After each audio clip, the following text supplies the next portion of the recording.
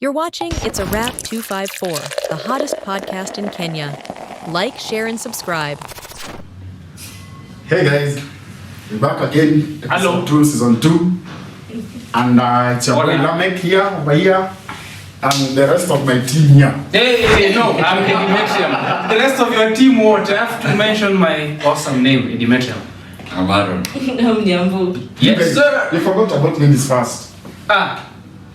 Let's start again. Ladies first. Maisha imekuwa ngumu bana. Tusonge mbele. Watasema acha nisiseme. I'm Nyambu. Wants to Ama go unaanza next. tena. Mimi sirudi. I've already said my name. I'm sorry, That's so guys. fucking disrespectful. No, we're not That's not even the disrespectful. last You're the one who's even anyway. coming up with all these accusations. You see, this man, don't trust them, man. Trust only me. Okay, so guys, we're here talk about the music industry, the entertainment industry, Yeah. the controversies surrounding the recent concerts, Yeah. and all those things. Starting with you, Eddie, please Yeah. tell us. Want to talk about this issue with the Kenyan music? Why is it not blowing up outside Kenya? Why can people in maybe say Egypt or maybe even Nigerians themselves or Mozambicans, Mozambicans or people from Mozambique?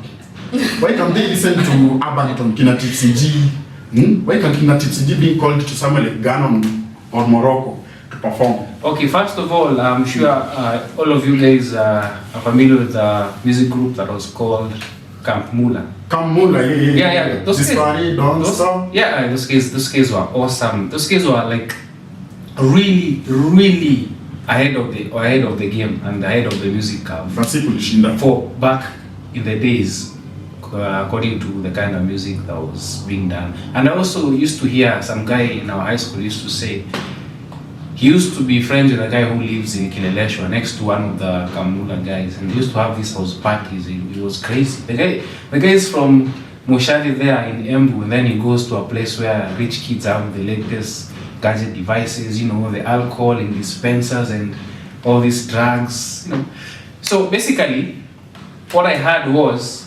obviously, for you to be a successful musician, it's not just you singing or having that talent. You have to also record the studio you're working with, producers, all this kind of stuff. So 1, 2, 3, that's what makes musicians or celebrities not go as far, because maybe you're signed up with a certain record label.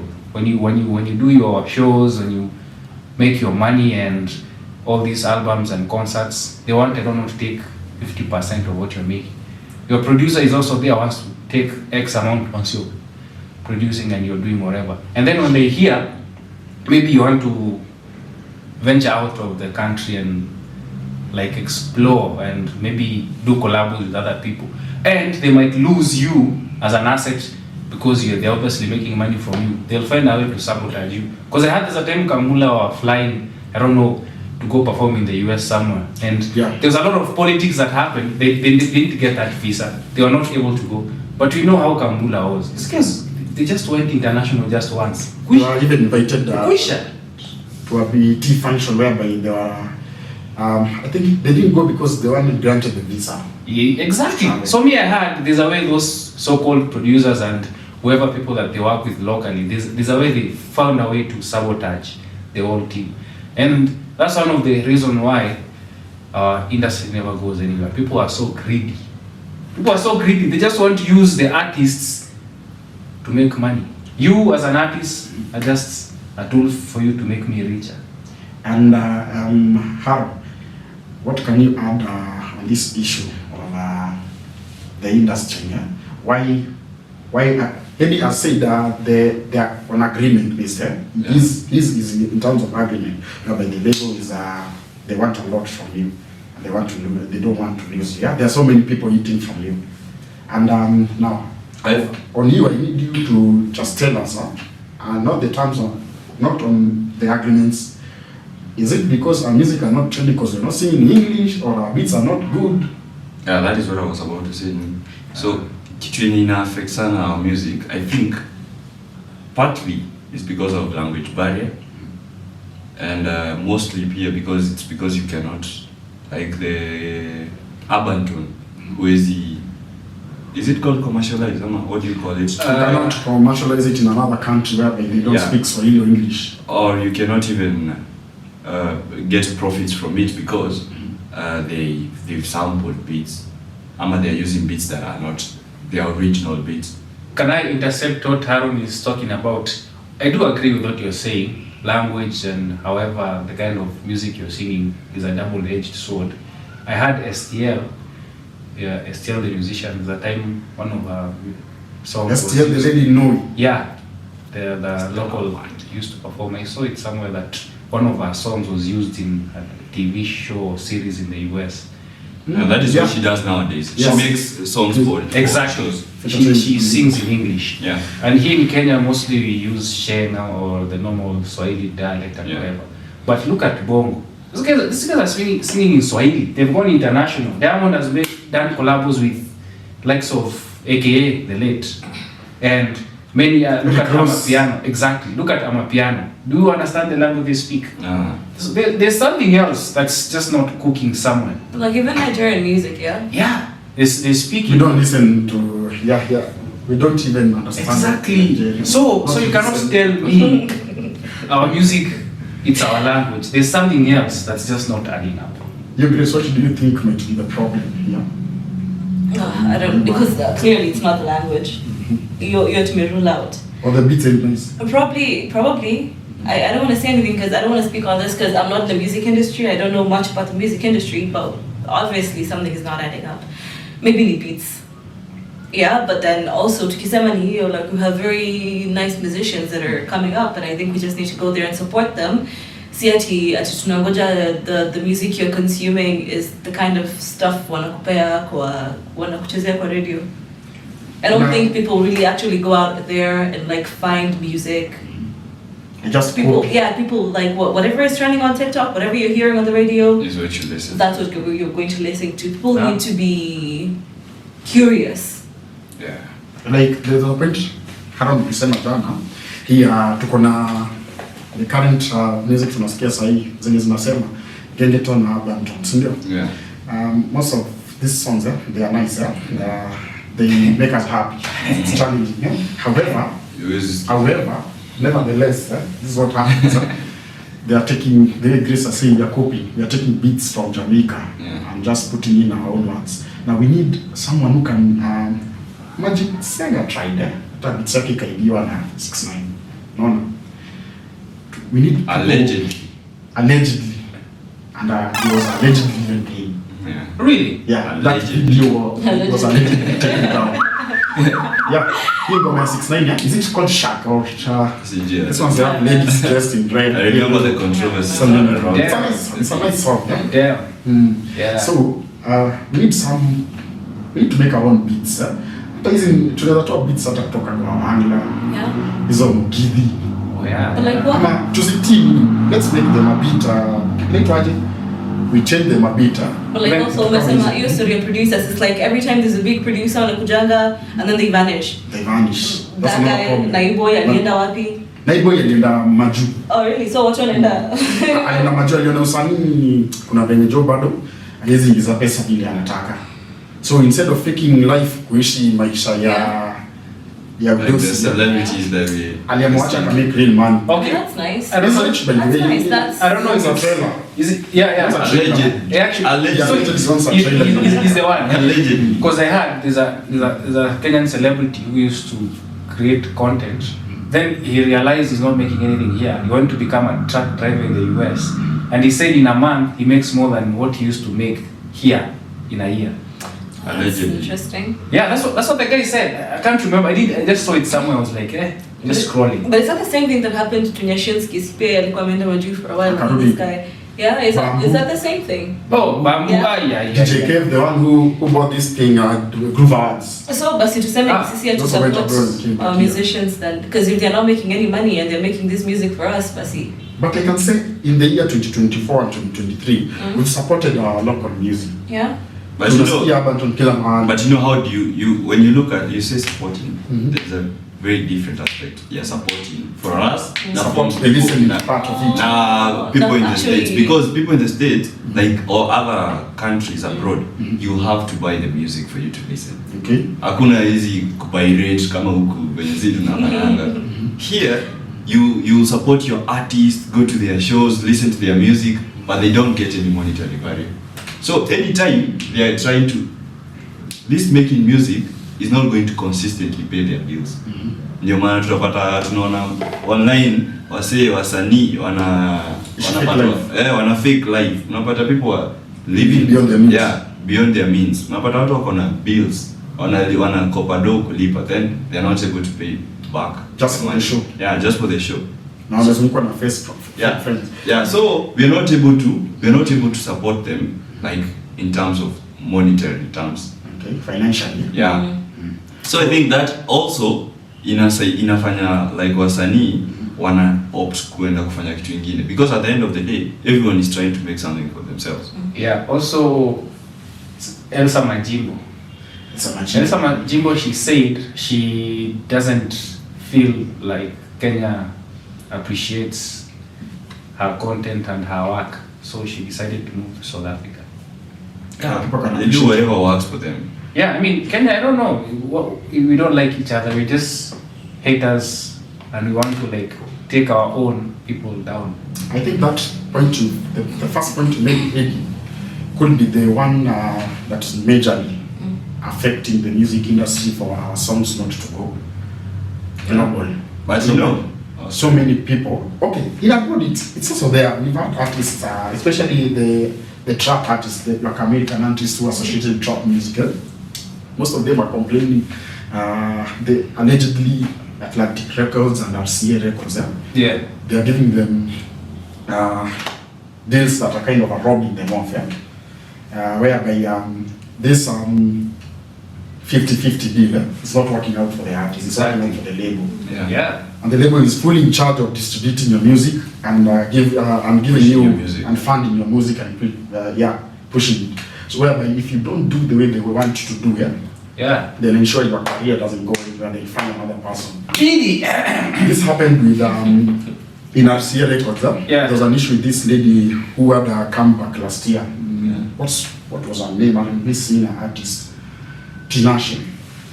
Tinashe was signed and she came up by singing solo music and making her own music. Then RCA took hand, made a deal with her, right? Yeah. So they promoted at the time, promoting her. So there was a time where she finished her album, trying to make another, right? Yeah. And Rihanna's was there. And then this guy who was in this team, this group, this band called One Direction, Zayn. Yeah.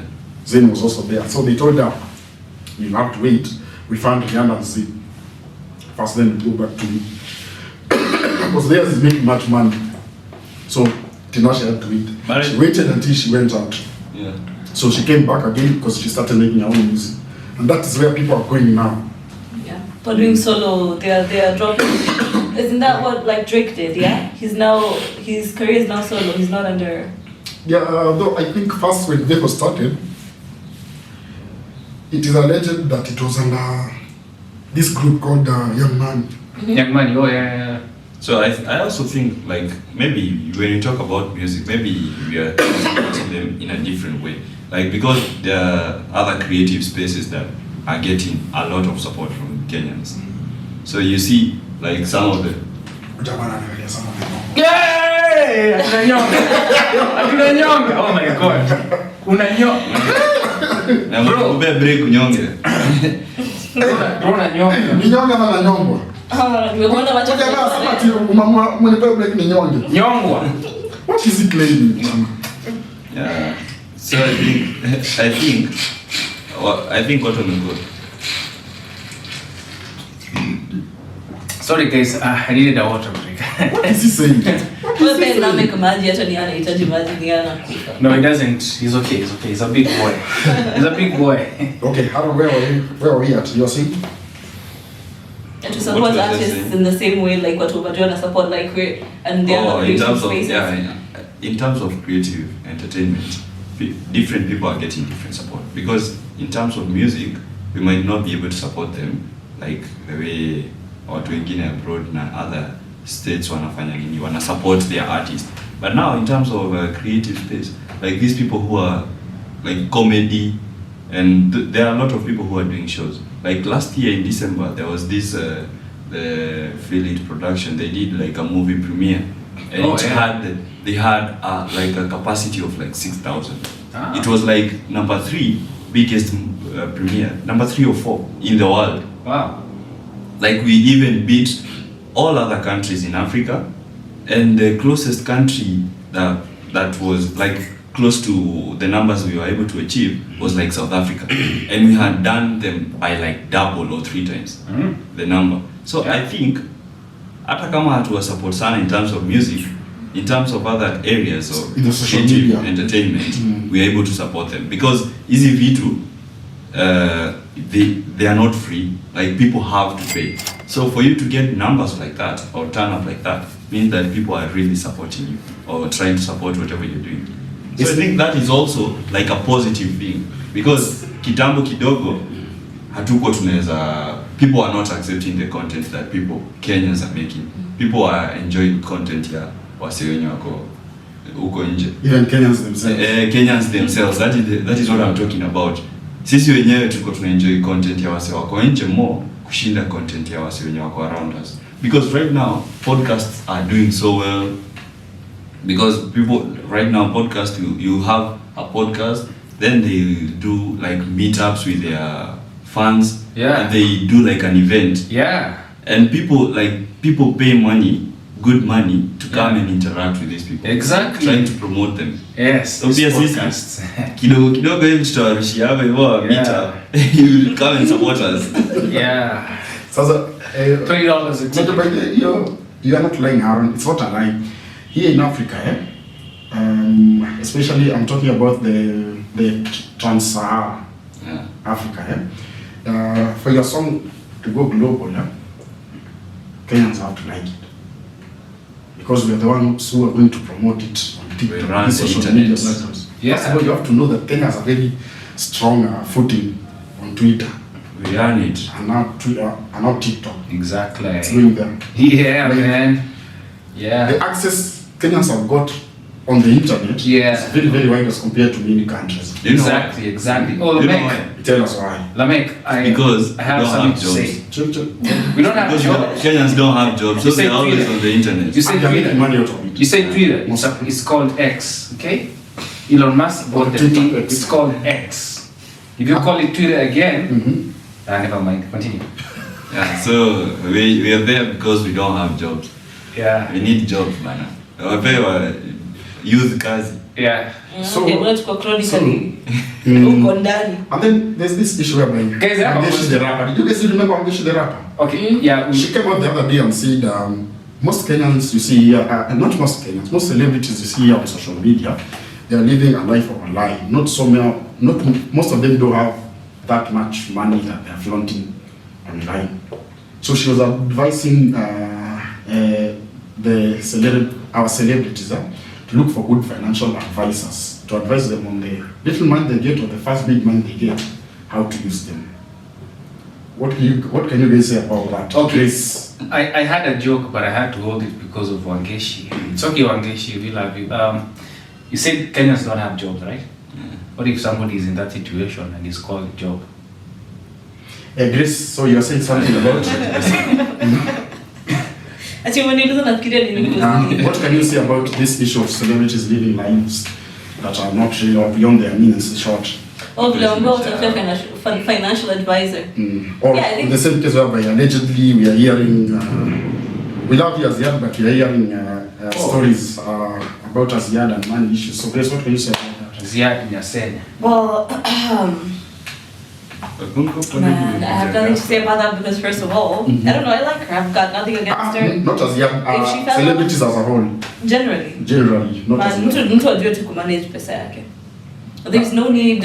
I feel like they need to For publicity. for publicity. stunts, eh? But I feel like you can also be real.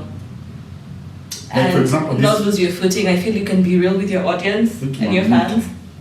Mom No just started need. by driving these two cars that nowadays are used for Uber. Yeah. Yeah, that's That's what I it, think Popo. that was one of her. Yeah, that's why I'm saying that. She takes every opportunity she gets. Usi don't like fall off, no, ingia kwa dead just because this demographic unataka kuimpress.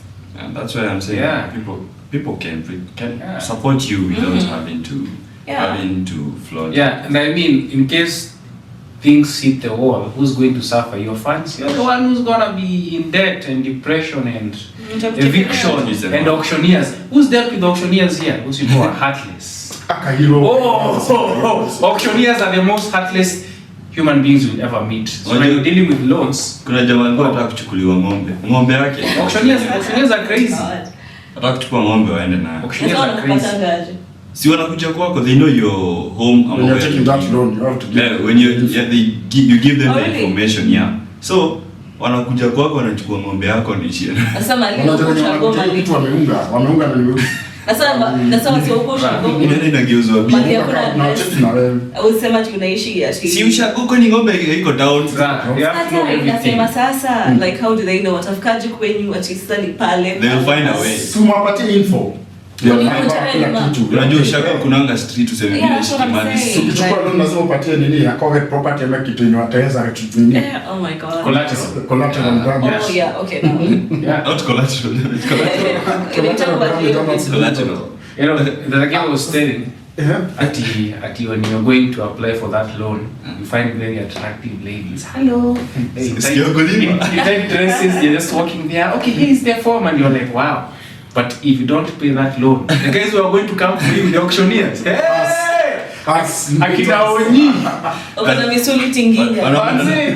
Miraba sawa, miraba mine. Hey. Anacheza ruji.